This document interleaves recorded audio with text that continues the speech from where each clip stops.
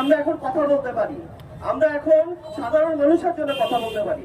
আপনাদেরকে আমি একটা মেসেজ দিয়ে আমি আমার কথা শেষ করব।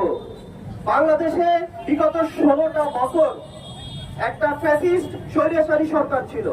বাংলাদেশে অনেক রাজনৈতিক দল ছিল, তাদের ভূমিকা দেশের মানুষ জানে। আর বাংলাদেশ যুব অধিকার পরিষদ সেই বর্বর ফ্যাসিস্ট আমলে জন্ম নেওয়া একটা রাজনৈতিক সংগঠন। সেখান থেকে আজকের গণ অধিকার পরিষদের মাধ্যমে নেতৃত্ব দিয়ে যাচ্ছে। এখানে যারা যুব অধিকার পরিষদের নেতা কর্মীরা আছেন তাদের প্রতি আমার উদাত্ত আহ্বান থাকবে, আপনারা সারা বাংলাদেশে আনাচে কানাচে যুব অধিকার পরিষদের বার্তা পৌঁছে দেন। তাদের কাছে এই বার্তা পৌঁছে দেওয়া আমাদের নৈতিক দায়িত্ব যে এই ফ্যাসিস্ট আমলে এই বৈষম্য বিরোধী ছাত্র আন্দোলনের সময় যে শহীদ হয়েছে, যারা যারা আহত হয়েছে, যুব অধিকার পরিষদ, গণ অধিকার পরিষদ সহ সকল আপামর জনগণ যে ভূমিকা রাখছে তাদেরকে ভুলতে দেওয়া যাবে না। তাদের এই অর্জনকে